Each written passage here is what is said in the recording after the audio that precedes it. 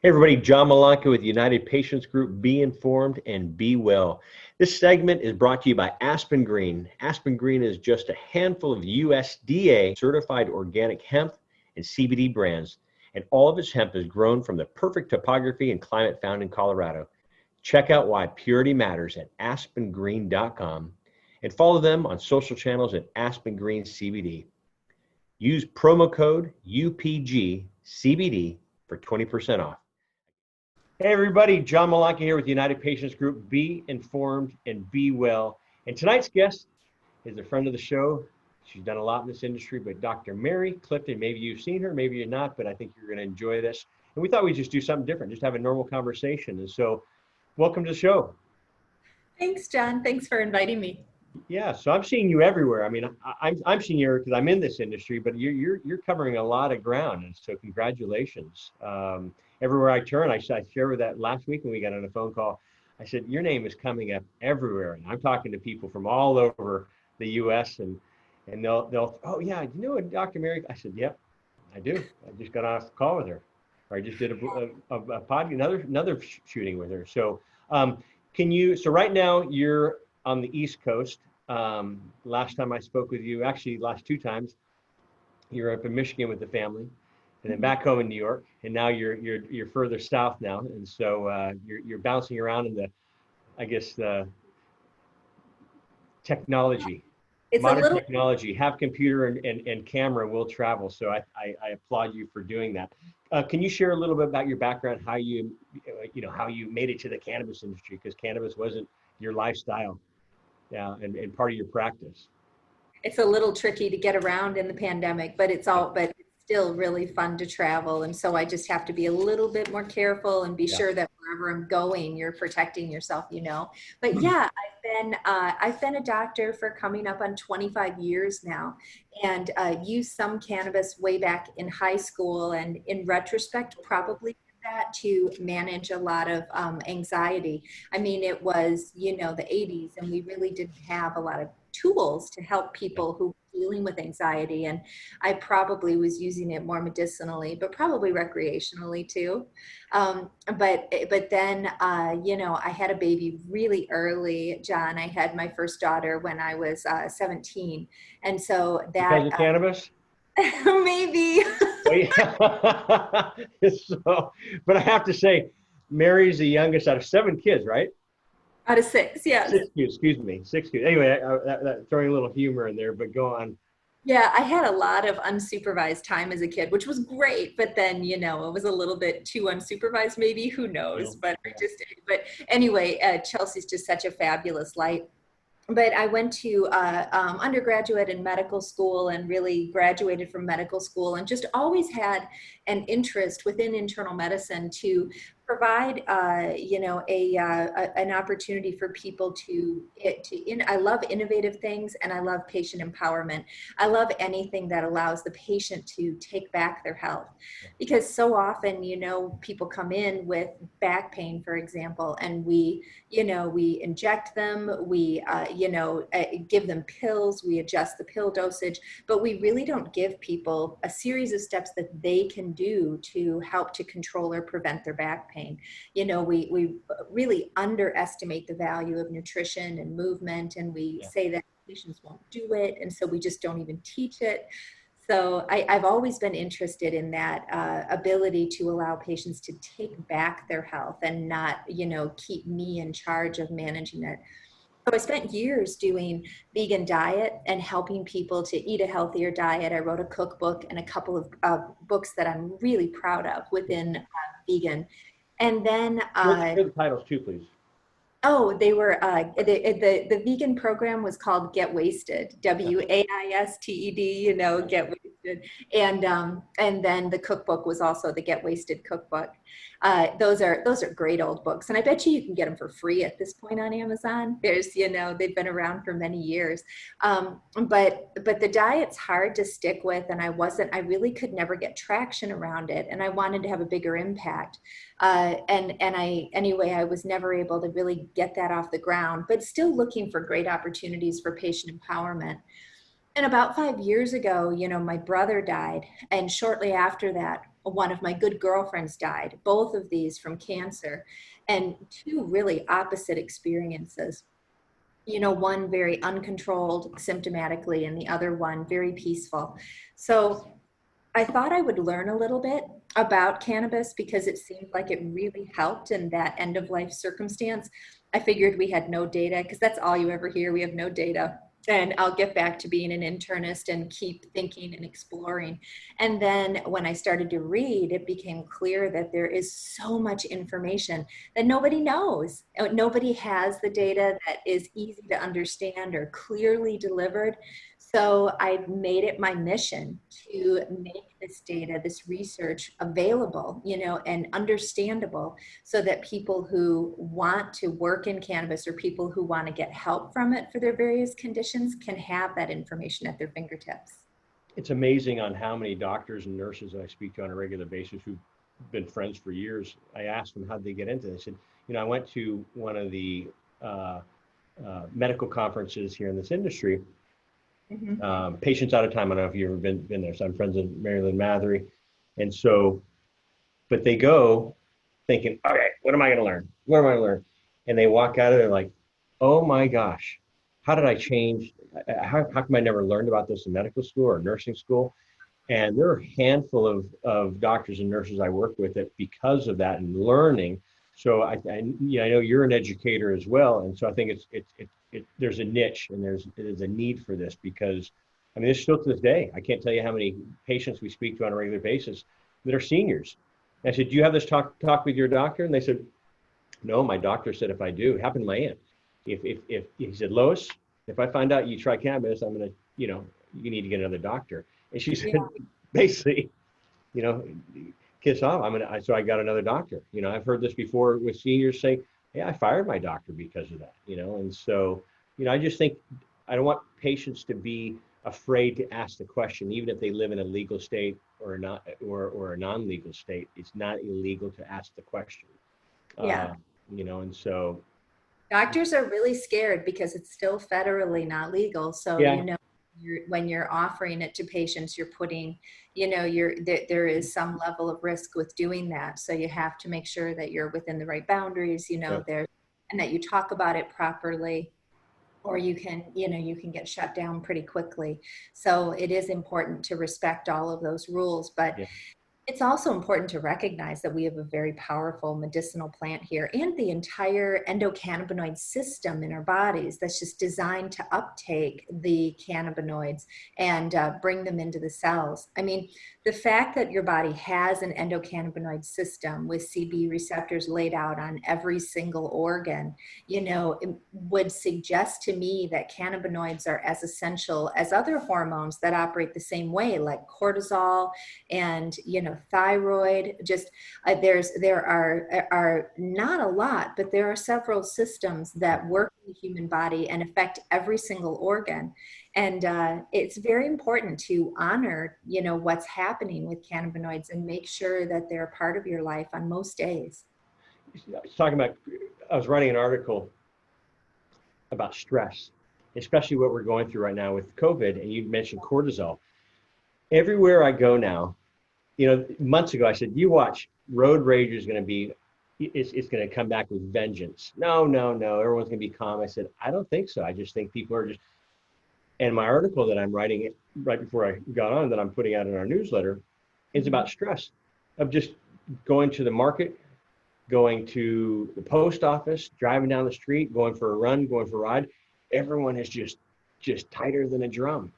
And I think everyone needs to stop, slow down. We've had the 6 months to really get back to our house, change. There was a funny picture where you saw, okay, I've done everything in my house, and the guy was on his roof with a lawnmower. Now I'm mowing my he's like, I've already built 3 stories, with this COVID, but everyone's stressed out. And so everyone is stressed out. And I think that it's really important, especially as we're all going through this collective trauma, this collective grief that we're all dealing with. We can't see our kids. People are limited with seeing their grandkids. You can't see your mom and dad because you don't want to get them sick. So there's just this and it's a lot of grief. Really, everybody is missing something that they wanted to be able to do before. And we have to be particularly careful now with our brains, and very, very, very careful with our bodies, because the way that we integrate this trauma is going to impact the way that we process it for years to come. So you really want to make sure right now that you're tracking your the things that you need to do, that you're getting your exercise, that you're getting your sleep, that you're using cannabinoids in the formulation that you prefer, that you're taking care of your loved ones and family and friends, so that all of that is so that you're protecting yourself. At the beginning, when you're talking about your cookbook and then where your practice was and to where you are now, I think it's so important to incorporate getting exercise, yoga, like we were talking about stretching earlier, going out for a run. Even if you're not able to go for a run, just get outside. Go for a block walk will help you. Not only with managing the trauma, but also with giving you some vitamin D to help stimulate a super healthy immune system. And the sunshine itself is directly healthy. And the green bath you get in a forest where you're seeing multiple different layers and different colors of green is super nourishing to your brain. All of those things improves your sleep patterns. This is a time where we should all be walking. Whenever I go out and everybody's out walking or running, I'm just like, I hope that you can go into this winter and into the flu season and everything in really good shape. I mean, there's some suggestion that as we are all masking, we may see a calmer flu season, because we're going to not be exposing each other to the flu either. But Australia certainly saw a lighter flu season, but we really can't tell, because we still don't know how people are going to be complying with mask recommendations. Yeah, it's funny you say Australia. A friend of mine, his wife works for Qantas, and they told her, don't plan on coming back to work until March 2021. Oh. I mean, that's, so that's pretty much, that's a big distance to say, don't plan anything because you're not going to be flying, and she would go, from Sydney over here to LA. That was her route. But, the masking, do you, sorry? My sister was supposed to go back to work for the state of Michigan. They initially said in August, then they moved it to October, but they just can't figure out how to make it work. And then they had some big space redo just a year or two ago to try to accommodate their spaces and make sure, which basically meant that the hallways got skinnier and everybody's cubby got a little smaller. And now with COVID, they're trying to do like every other cubby on Monday, Wednesday, Friday, Tuesday, Thursday, and alternating. And, as soon as they reopen, somebody gets sick and then they have to shut the whole thing down for a couple of weeks. So I don't know how we successfully reopen, Even the university. Your kids are college age, are they? I've got one in college, and then I have one with, who's a doctor herself down in Nashville. I've got two grandbabies down there, but the grandbabies are back in school, and that's a little nerve-wracking. The little one is a kindergartner this year. And but Anna stayed. My second is University of Michigan, and she just stayed home and is going to work out of the New York apartment for for the fall. Yeah. Online, I have friends that they brought their kid down University of Miami, and so her son's in a off-campus place with four of his other buddies, and one had it, and now they all have it. You know what? And one guy has had it twice, so that kind of just throws it out the window of, you're immune if you've had it once.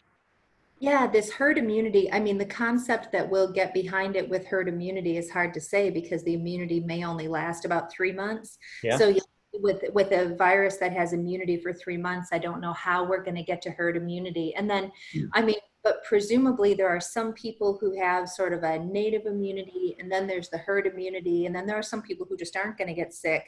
So in some settings, it may make sense that if you've already been hard hit, you may be less likely to get hard hit again during a second wave. So places like New York City may have an added level of protection. But all of this is conjecture. I mean, nobody knows. We haven't had a good pandemic for 100 years. So we just don't know how this thing is going to work. I mean, it's fascinating to me, and then it's so morbid and embarrassing that it's fascinating to me. But of course, as a doctor, I love, emerging pathogens. I mean, I suppose everybody loves scary things because scary movies have a following. But I would sometimes, before I'd go to bed and I wanted to scare myself, open up the CDC's emerging pathogens and just start reading about like crazy stuff that was coming into the food system, or That's a doctor's mind right there, everyone. So what do you do to scare yourself? Oh, I opened up CDC to put myself to bed. I think, like this one is, I mean, it sounds like it's got some wings, like the bird Yeah, flu, you think, yeah. or maybe swine flu a few years ago was interesting. H1N1, you know, And, you know Dr. Sharma, Chintu Sharma out of Maryland? uh-huh. So he's a medical director of a hospital, and I had him on the show, and he got emotional. And he said, John, I've been through the swine flu, H1N1, and this is the first time that I really don't know what we're doing. Meaning, we've seen all these symptoms come in from this to this. So it's not just, oh, you have this. This is what you're diagnosed with this. He said he's had one nurse that had 2 strokes. One nurse with 2 strokes. She's seen other doctors. And long term, he said, I don't know what the long term is. And he's every day when he gets home, he said the first few weeks, he said he sat in bed and just got emotional. His wife's sleeping next to him, his kids are in the other room, and he just broke down of what he's been seeing. And he goes, it just, and so when you're in it every day, and he's probably like you, where he reads it, doesn't have to read the CDC website every night because he sees it at the hospital, but it's some serious. It was like January, February, and I started to see this coming in, and I was like, I don't know if I can get excited about this. I started hearing about it December, January, and then by late January, I was like, oh boy, And once we got into where everybody else was paying attention to it, I was already like, at least a couple of weeks ahead, and very emotional and really suffering with it because the consequences can be catastrophic, as you've seen. And, my mother was like, get a hold of yourself. I just, I don't think it took her a while. And it wasn't really until it came to our city and it was right in her town that we had a diagnosed case. And then she was like, now it's here. She had always felt like, since we were sort of up North Michigan, that it was going to Detroit for a really long time, and it wasn't ever gonna, but it eventually is gonna find its way everywhere. I think in Wisconsin, Michigan, all up there. No, it's not going to make it to our little town. And they said, you're not going to believe it's here in town. I was in Asia in January. So I grew up over in Tokyo and also the Philippines. And the school that I went to just had its 100-year anniversary from 1920 to 2020. And we had about, I'm going to say 1,300 people from around the world showed up from the class of 1960 to the class of 2020. And you heard about it over there in January. People talking about it. There's a flu, the China flu. So I'm probably going to upset a lot of people, but that's what it was originally called. It was the China flu. China. Yeah, I guess it was. And then it went to, and then COVID. Sorry. We did the Spanish flu all those years ago. But over there, they're saying no, it's a China flu, and but it was funny. I'm already a germaphobe when it comes like that. When Corinne and I would fly, and I wiped everything down with bleach wipes and stuff like that. Had my mask. So when I flew over there, I had my mask on already, and flew back. But there were other classmates, so a handful of us had a bug for 24 hours. It was the same symptom: fever, sore back. Next day, you can go run 10 miles. And I have others afterwards talking about the reunion, and they were sick for 6 weeks with this. And then I talked to people that still live over there, and they got it.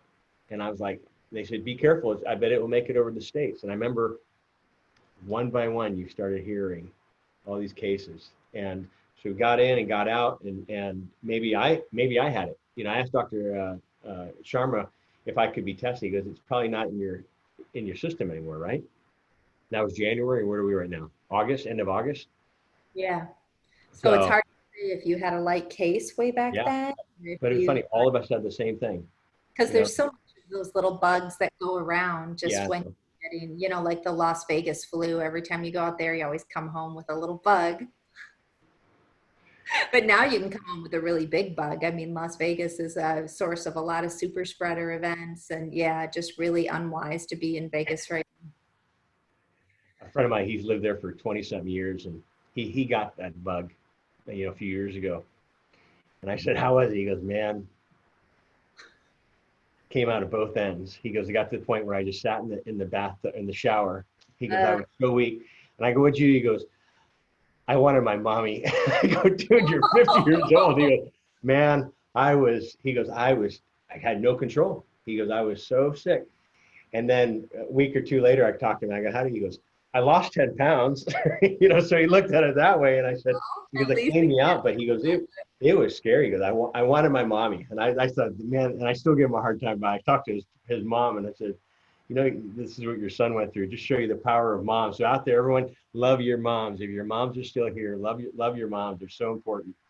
Yep, I'm So calling my mom as soon as we get done with this. It's one of the things I'm tracking, one of the good, things I'm really trying to good. do.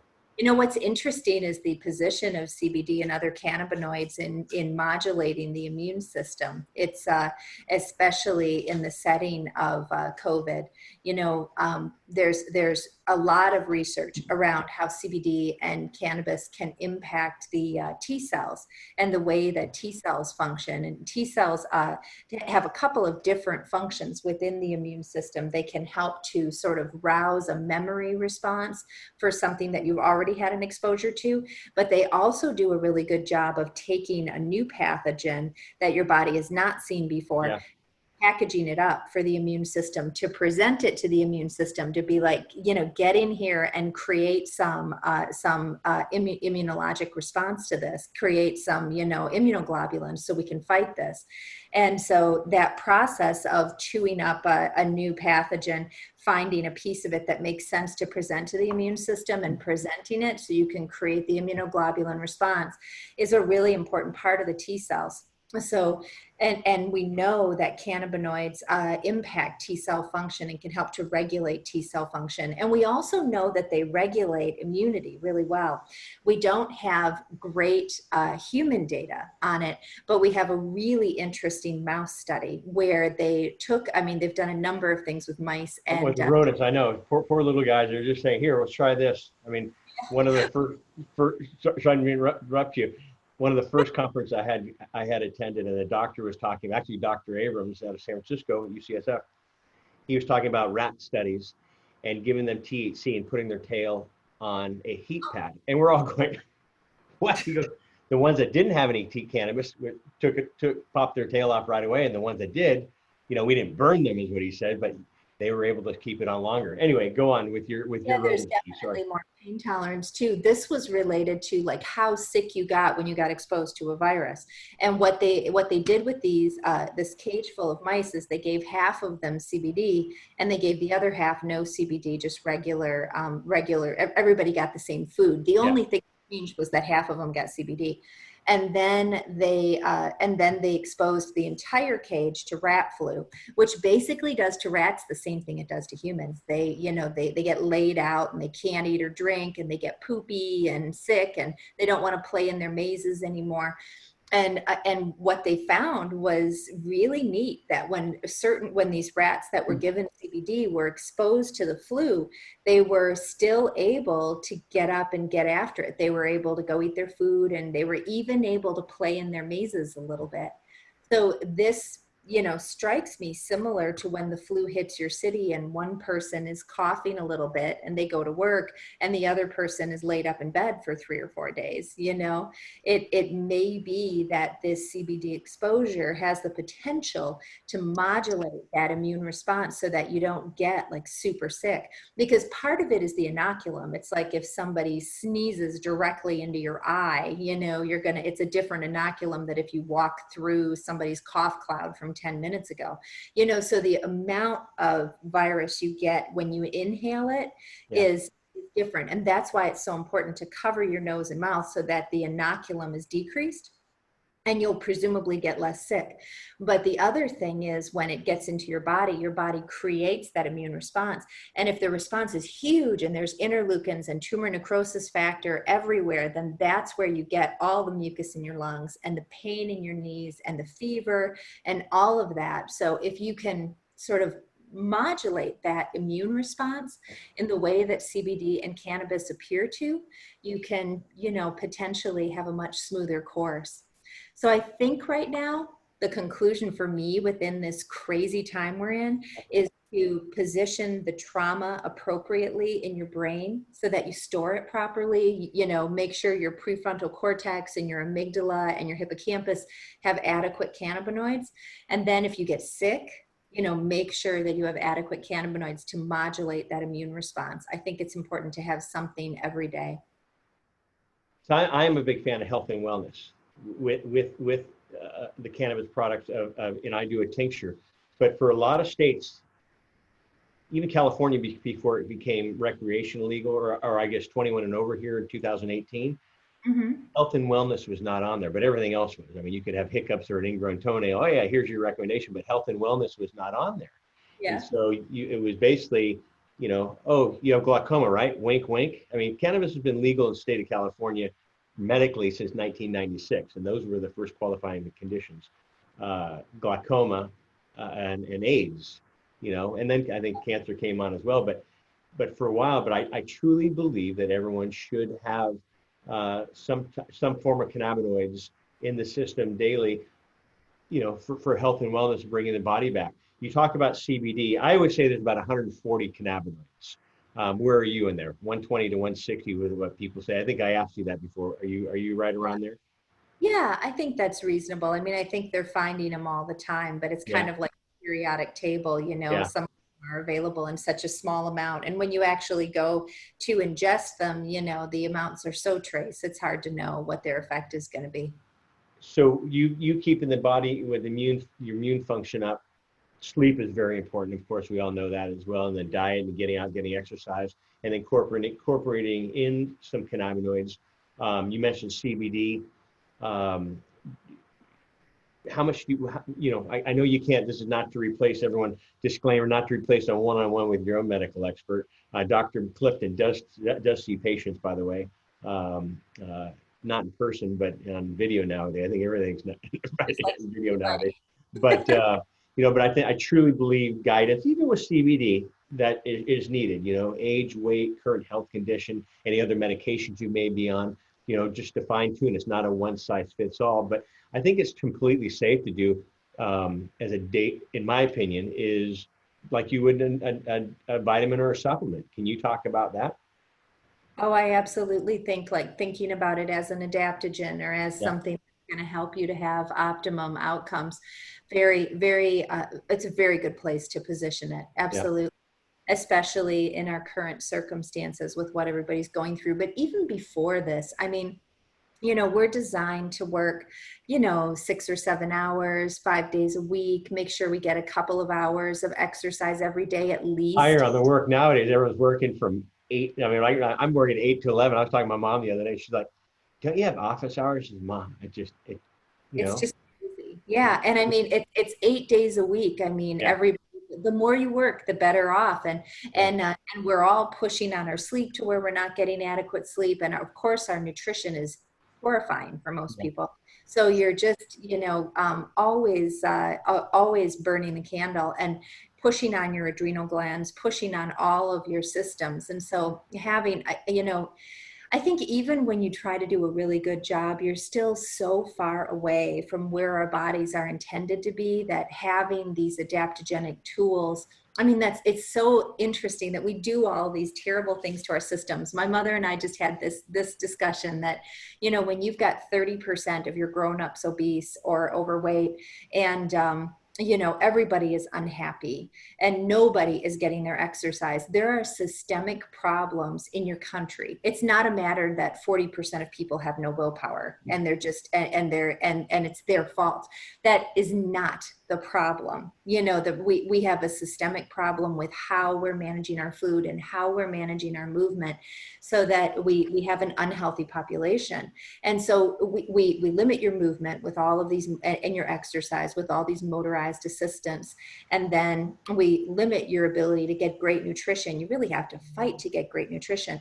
And then, you know, we take away all the adaptogens, like all of the mushrooms, all the cannabinoids are so difficult to find and all riddled with, you know, prejudices and biases. And people just, you know, try to take a multivitamin and think that that's going to actually make them feel better. Yeah. And it just is not, it's not going to work. I mean, if we were living in a much simpler time, we would all still need to make sure we get adaptogens every day. And this is not a simple time to be living.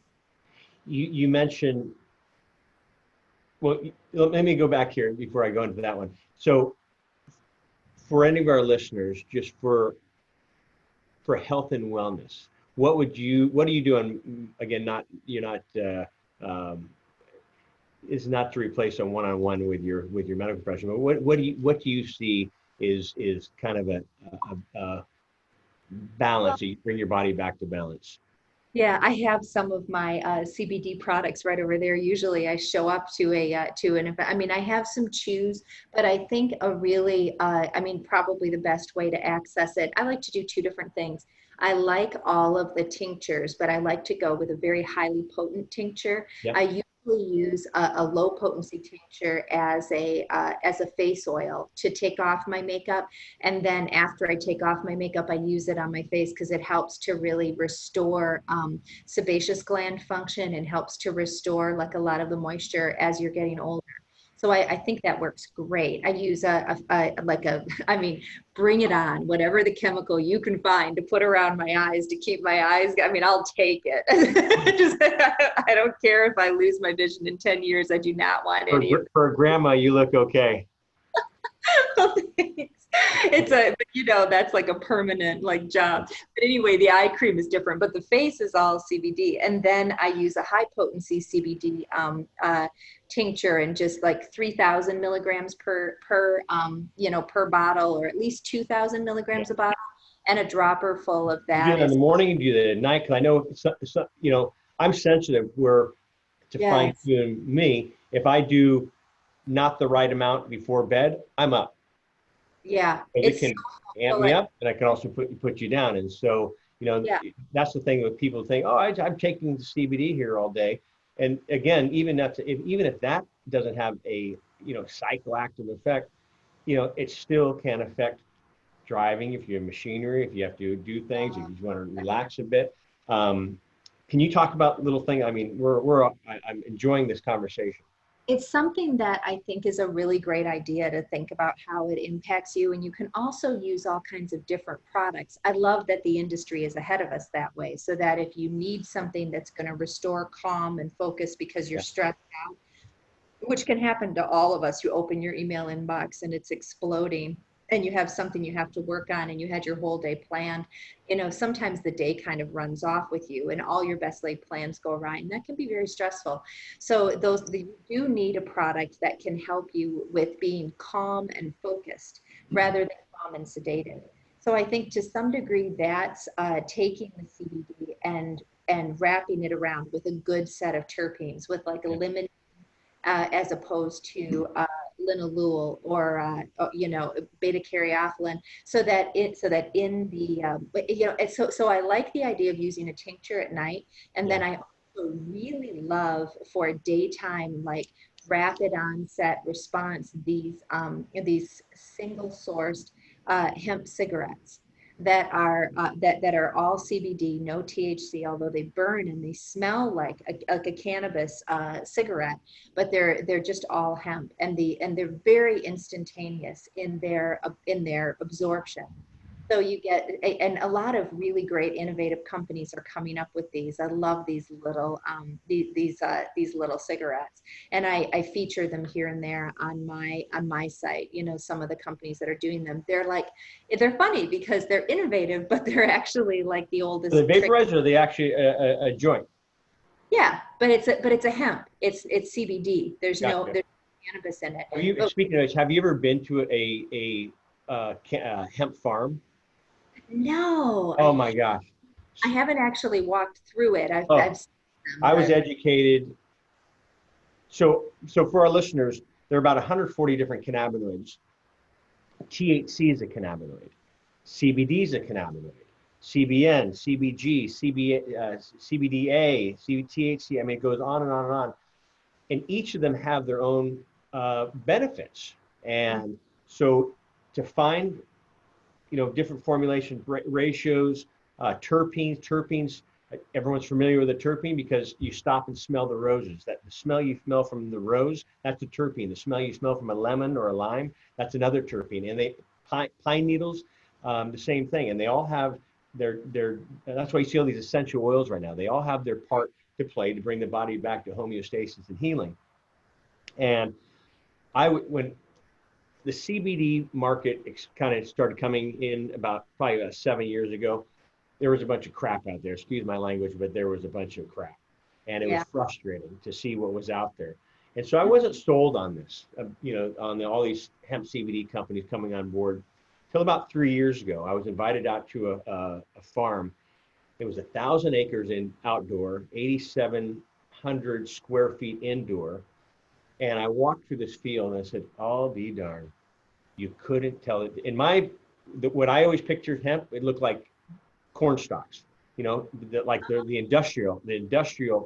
true industrial hemp looks like a cornfield. But I walked to this field and it was like I was walking in Northern California. The smell, the hairs, the purple colors, everything was the same minus the THC portion. mm-hmm. And I had a full-on education on that. And I said, "I'll be darned." And they had a location where they did sell the hemp cigarettes. They sold jars like you would go into a normal dispensary here in California. Mm-hmm. And that was in an illegal state, but it was legal for hemp. And so, but they had everything from the face creams to body lotions to smokables to vaporization to tinctures. But that's where I had my first education on the plant of the hemp plant. It's still in the family, but I was always pictured it, like corn stalks. And the corn stalks are going to be good for making fiber, but you're going to need all of those buds and the leaves or mostly the buds is where you're terpenes and stuff like that too. And so there are some great companies that have come on board. And now with these extraction companies, they can come in, and I always describe it like the San Francisco 49ers in the day panning for gold, and the mud goes off and what's left in the pan is the gold nuggets. And so they're able to put this product in, and they're able to separate THC out of there. So now this is a CBD isolate or still under the legal limit of 0.3% for hemp. And so, but like I said, there's some great company. And if that's all you have access to, do you recommend that for you? Because I know you talk to patients all over the country. And so if they don't have access to THC and you recommend, I guess, some form of cannabinoid in their system, and I'm assuming that you do that with hemp companies as well, right? Oh yeah. I think that I thought that as I started to look at this, I was like, what is my contribution? What is my value here? Yeah. How can I help? Because we have to move this whole industry forward and help people. But what does it actually need?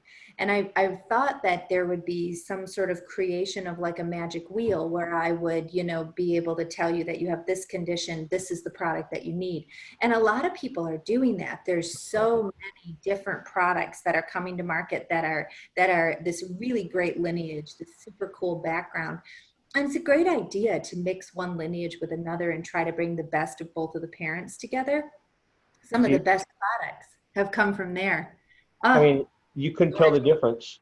You couldn't tell the difference if that was a cannabis grow. I mean, with high THC, or that was, and the plants were beautiful. Anyway, Yeah, yeah, but I mean, I think that all people have a great idea. After you see a lot of patients, you start to hear that a lot of people with chronic, persistent, uncontrolled pain do really well with ACDC, or a lot of people with depression love Harlequin or cherry pie. But we don't have as much data as we need to really draw those conclusions. A lot of people do very well with CBD. A lot, I think, even more would do better with CBD Yeah. products if they looked at several different products and if they were willing to titrate them to higher administrative amounts. Because a lot of people take a few drops and then they say, well, that didn't work, and they go on to something else. How But long then, do you, when they say that doesn't work, how long do you say stick with it for? oh, I mean, I talked to a woman yesterday who's been having trouble sleeping for 12 years, and she took CBD for a week and it Yeah. didn't, I It mean, did not work or it did work? it did not work. But Uh, I mean, a week, and she was only taking like 10 to 15 milligrams, just being really, really cautious with it. yeah. So we pushed her to 100 milligrams, with you titrating to 100 milligrams over the course of 4 or 5 days. And I told her to stay there for 4 weeks and then get back with me. She's probably going to need 4 to 6 months before we can really say that there was a failure there. But at 4 to 6 weeks, it might be reasonable for us to add a little more THC, and really try to push that. But I think that's the big issue, is that people have a problem that they've had for a really long time that they want fixed immediately, or they take a drop or two and they're like, yeah, that didn't work, Yeah. but they're taking a 250 milligram in one vial. So a drop or two might literally be, a milligram or two of Yeah. CBD. It's not going to get anybody anywhere. Yeah. Yeah. Sleep is so important. And when that's off, a lot of other things fall in for anxiety, depression, anger, Yeah. pain, and A lot so, of circumstances where we don't have great data that the product actually helps the condition, but yeah. that it helps the sleep and the anxiety around the condition so much that people feel better, even though they're dealing with cancer or Parkinson's, and they may not necessarily in their particular condition be getting benefit from the for the underlying problem. Yeah. A lot of people don't realize that Parkinson's patients have terrible nightmare syndromes. They have them, once or twice a week, where they're being chased by a wild animal, or they're getting in a physical altercation Okay. at work. And then, I mean, to remove those nightmares for people, like you can when you're using cannabinoid formulations, you can give people so much relief and get them to sleep. Are you, in your practice, is there something that you really specialize in? Is it sleep, brain issues? I mean, or do you see the whole gamut?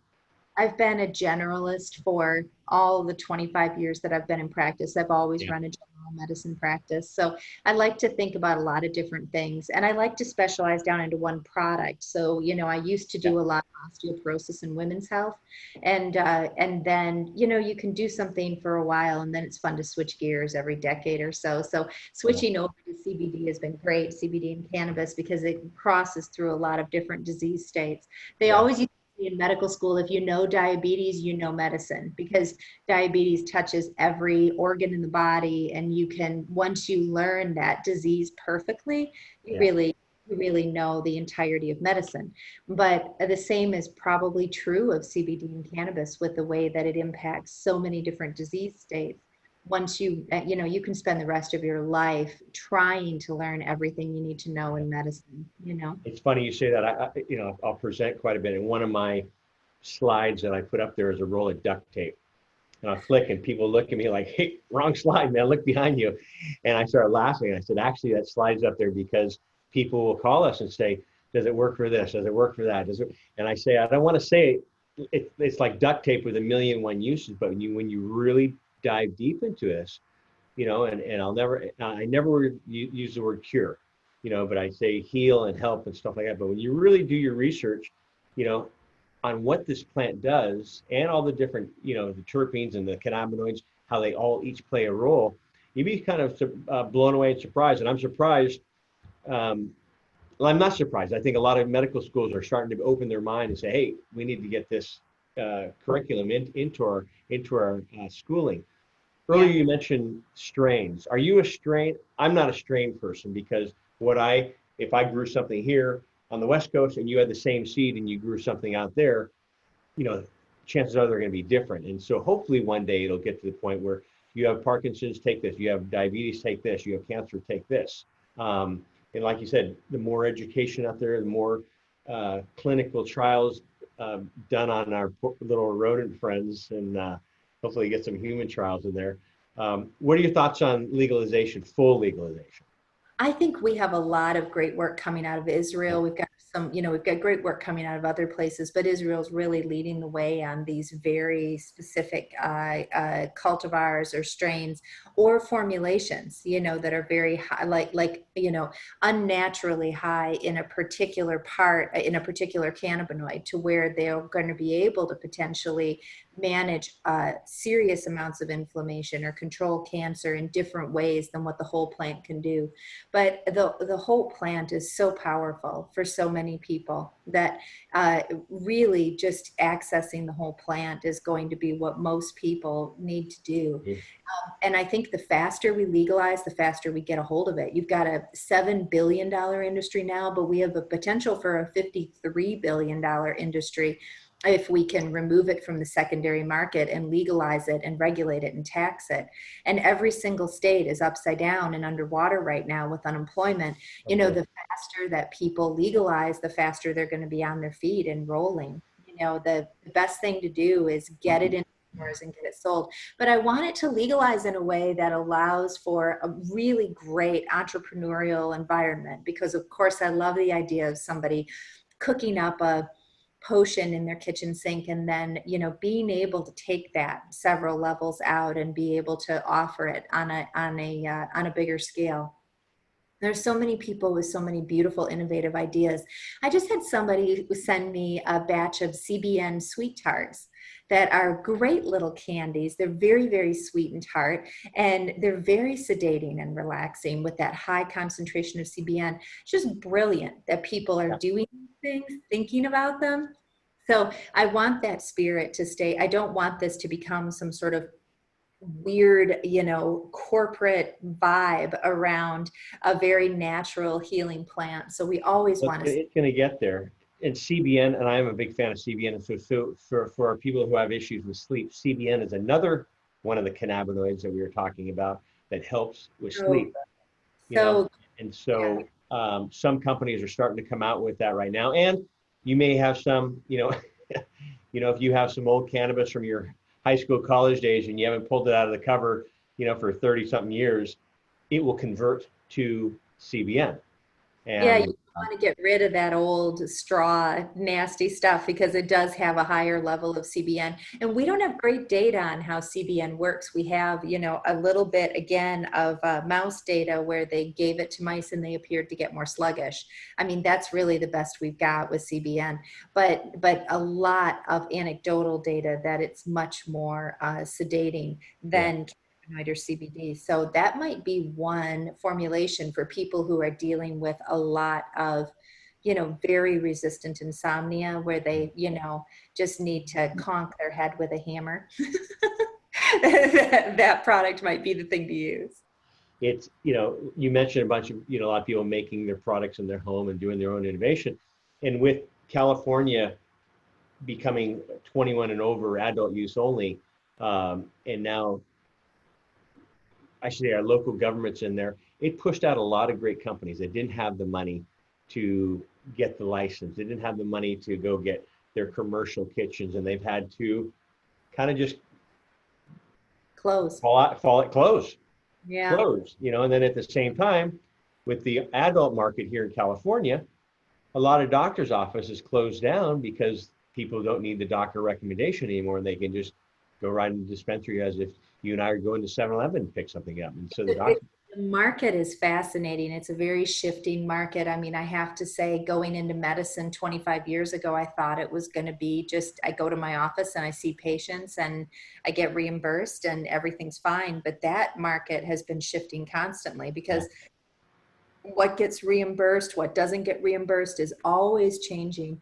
And, what you're trying, and the diseases that we're looking for, the the way that we can look for certain diseases changes, so that you can, have a higher level of success identifying different conditions like Alzheimer's. For example, we have tests like the one that the president did that will let us see if you're dealing with Alzheimer's early. That's one test that you can use, but there's a whole bunch of other tests that will help you identify. Or osteoporosis. I mean, that wasn't a thing that we could treat for a long time, and now we can.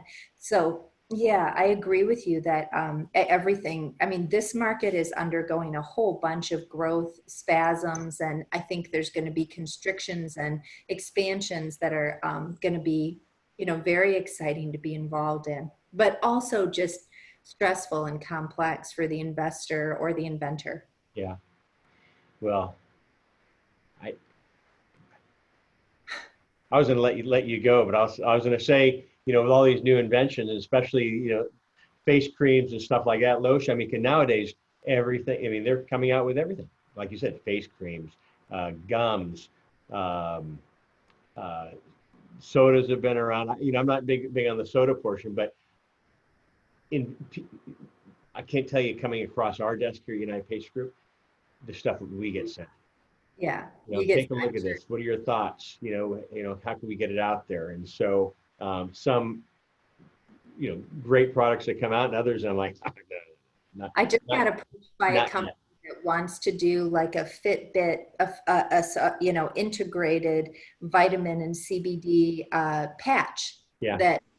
Then if you exercise, the patch will secrete what you need it to secrete after exercise, or if you're falling asleep, the patch will do that. So it follows your Fitbit data and then responds to it with the products that you need real time. So it's this personalized nutrition thing really taken to this extremely high level. And I there may be value for that in some people. I still can't convince myself that there's value for that, for everybody. There's probably value for making sure that you get great nutrition, but there may be a point where you need to focus on your relationships or your exercise or something else that is also important to your health, rather than honing in on your nutrition that tightly. Yeah. Speaking about home, being at home, we're all at home doing this whole COVID, and cortisol and stress levels are up. What can you share with our listeners one last time, just to get, talking about getting your body back to balance and incorporating why it's important to incorporate some type of cannabinoid? Yeah, I mean, I think that you can worry about so many things. You can really worry about so many things, like the ozone coming out of your shower, or, you can get your health can become such there's so many factors every day. But at the same time, there's, some basics for health that we all can do that really, if you follow the basics for health, it's going to take your entire day just to reach those goals.